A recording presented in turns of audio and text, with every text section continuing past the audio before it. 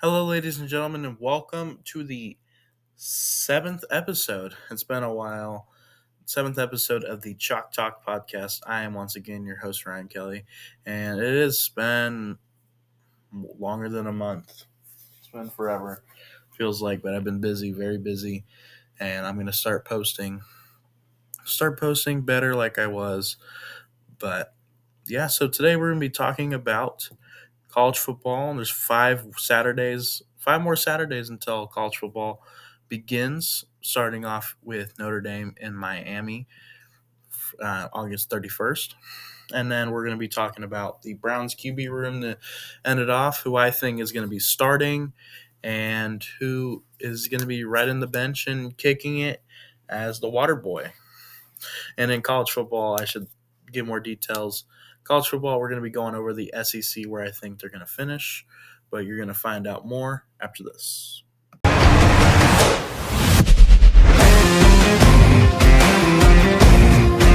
Now, Chalk Talk Once again, ladies and gentlemen, I am your host, Ryan Kelly.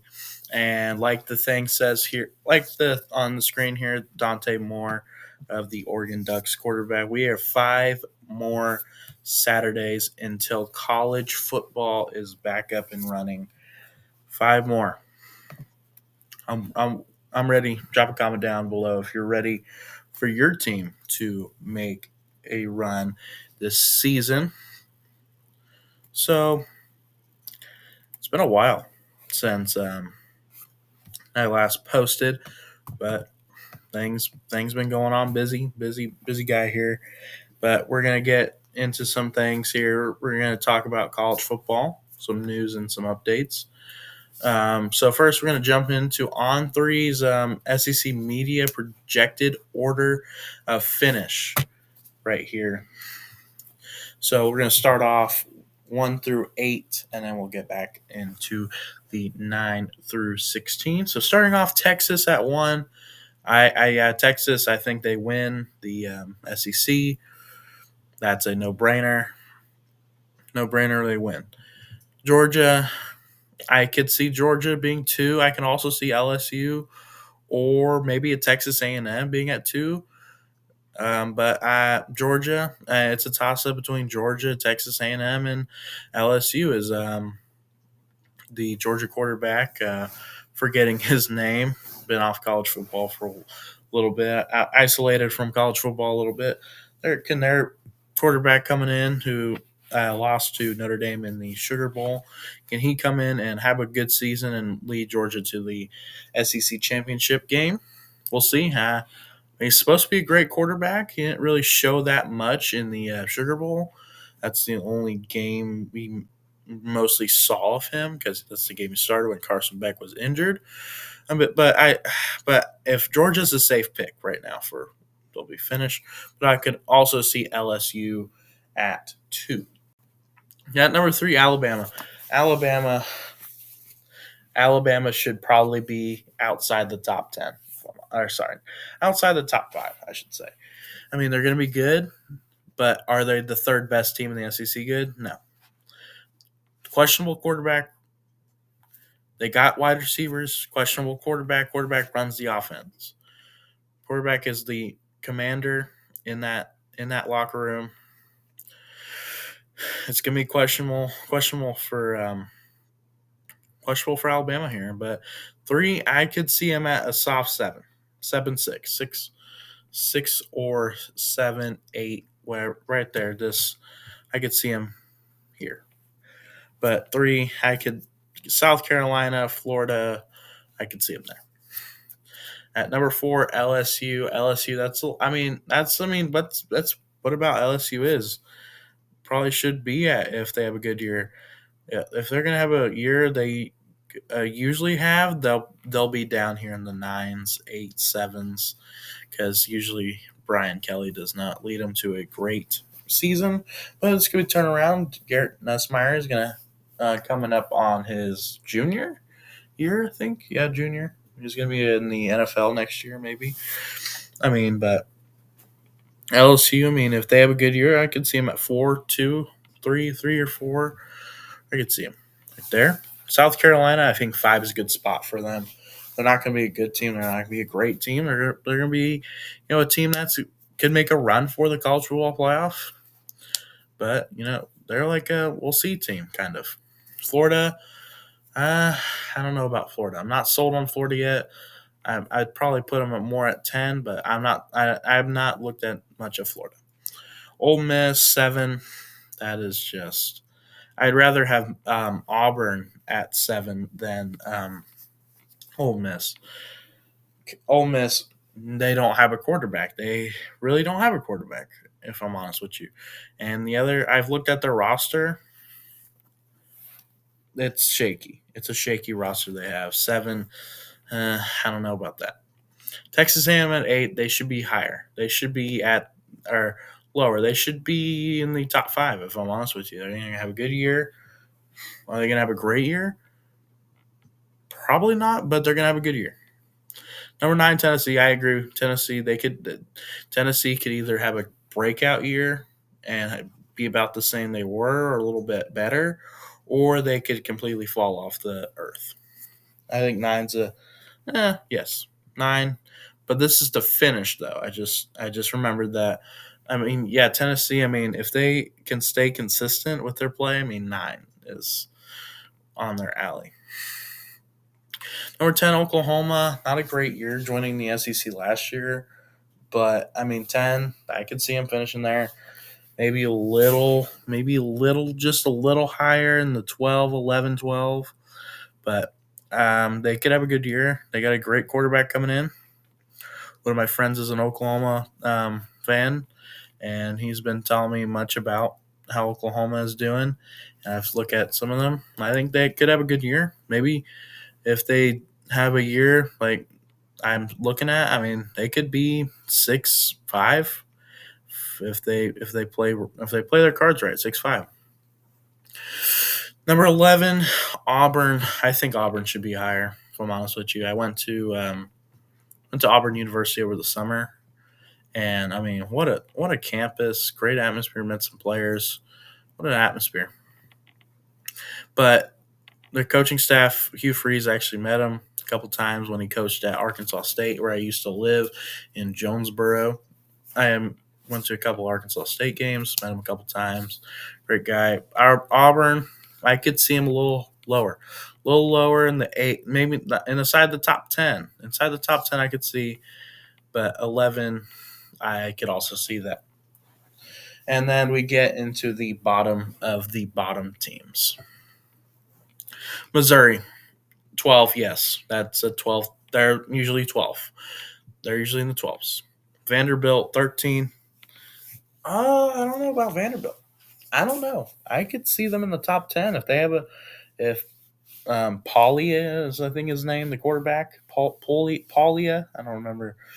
I don't know how to pronounce his name. I know it starts with a P. If he can have a great year, good year, great year, I could see him inside, just inside the top 10, but no higher than 9. I could say that.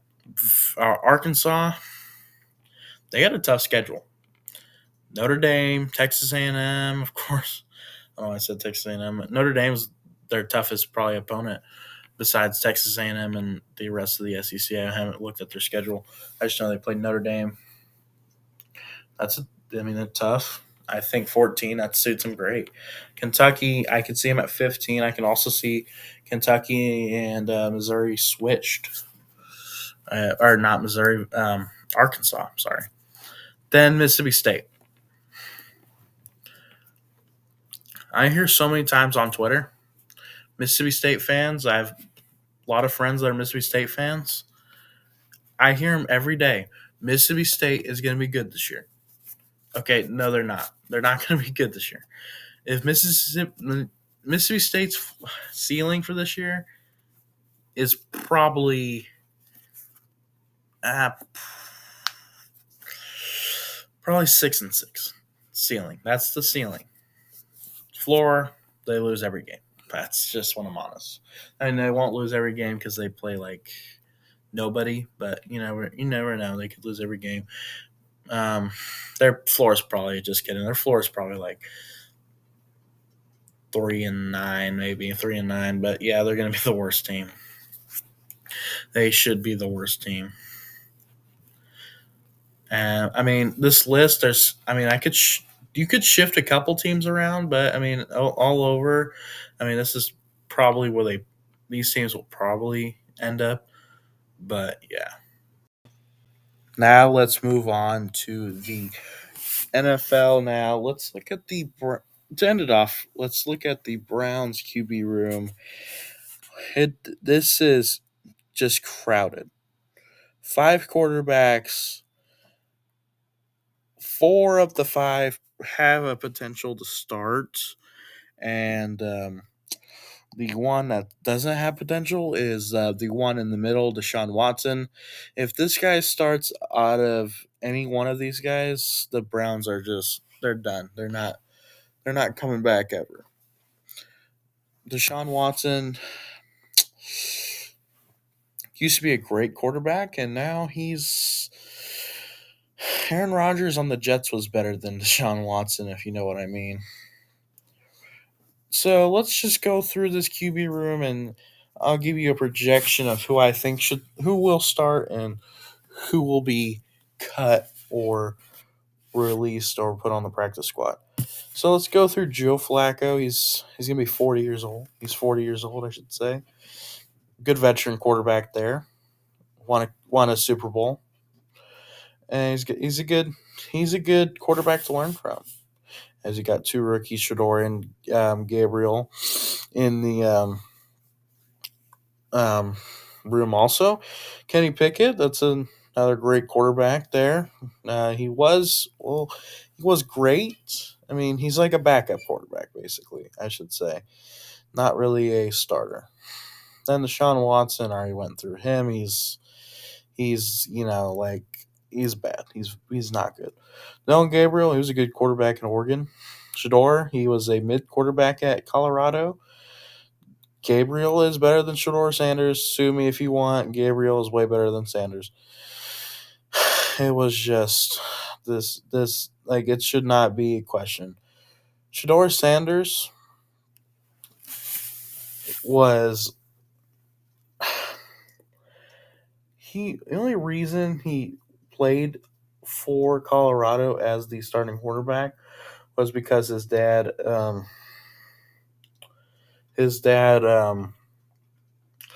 my goodness, Deion Sanders was the head coach. I mean, I'm gonna pull up his stats on my side computer.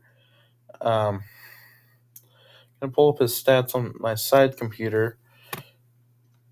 Let's see here. Okay,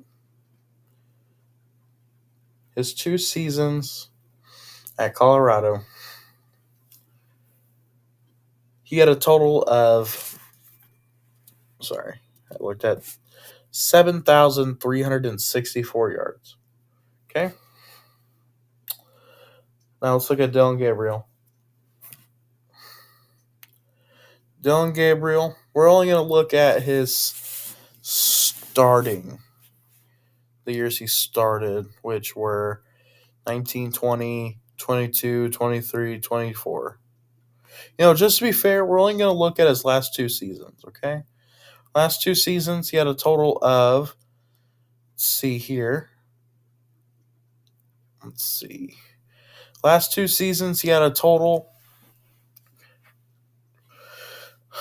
It's kind of so he had 3,857 at Oregon, but the year before that, when he was at Oklahoma, he had 3,660, which is a total of. Let me do the math in my head. If this is right, if I'm right, he had a total of just over 8,000. Sorry, 7,000, just over 7,000. If I'm right, 7,000 yards his last 2 seasons, and Shador had 3,000 yards, just over 3,000. So Gabriel's better, and also Gabriel had more touchdowns. He had 30, or not 30. Oh gosh, I can't think straight. He had total of let's see, 29 touchdowns his last 2 seasons. Shador had 24. More touchdowns, more yards. Gabriel had also is older, more of a veteran quarterback. Or not veteran, more of an experienced quarterback than Shador. The only reason he was on the team or starter is because his dad was the coach. So if I'm honest here, I think your QB1. Sorry, okay, we're gonna go least to best. So your QB. So the QB you're gonna cut in this room is Deshaun Watson, obviously. Your QB4 can even have your practice squad QB. The QB you're going to have in your practice squad is going to be, I'm sorry to do this to you, but Joe Flacco. I'm sorry. Joe Flacco, you're done. You're done, Joe Flacco. I'm sorry, but just you got great quarterbacks here. You got good quarterbacks, good talent here, but you're you know what? We didn't have to release Deshaun Watson. You're going to the practice squad. Flacco, your QB4. Pickett is QB2. Shador's 3. Psych. QB1 is Joe Flacco, of course. Why would he not be the QB1? Why would he not be QB1? Why would Joe Flacco not be QB1? QB2 is going to be Kenny Pickett, Gabriel, then Shador, and then Watson can ride the bench until I don't really care until he just leaves the NFL. Joe Flacco is QB1. Why? More experienced. Is he better? I mean, he's more experienced. He can run, or not run. He can throw. He can do everything. He can do it much better than these rookies. He's got to teach these younger guys, Kenny Pickett, Shador, and Gabriel, not Watson. Watson should just get out of here. He needs to teach them how to be an expert quarterback. But this is what I think. So Flacco, Pickett, Gabriel, Sanders, Watson. But here's how the Browns are probably going to do it based on all the videos I've seen. They're probably going to go Pickett, Shador, Gabriel, Flacco, Watson. Or not. Yeah, Watson, Flacco, Watson. That's how they're probably going to go. But if I was the Browns, I'd put Flacco at my QB1, Kenny Pickett at 2, Dylan, Gabriel, Sanders, Watson. In that order of 1 to 4. Or 1 to 5, sorry. But that's gonna be me for today. Thank you for tuning in to this episode of the Chalk Talk Podcast. Once again, I'm your host Ryan, and I will see you on Wednesday is my next podcast. So we'll see you then.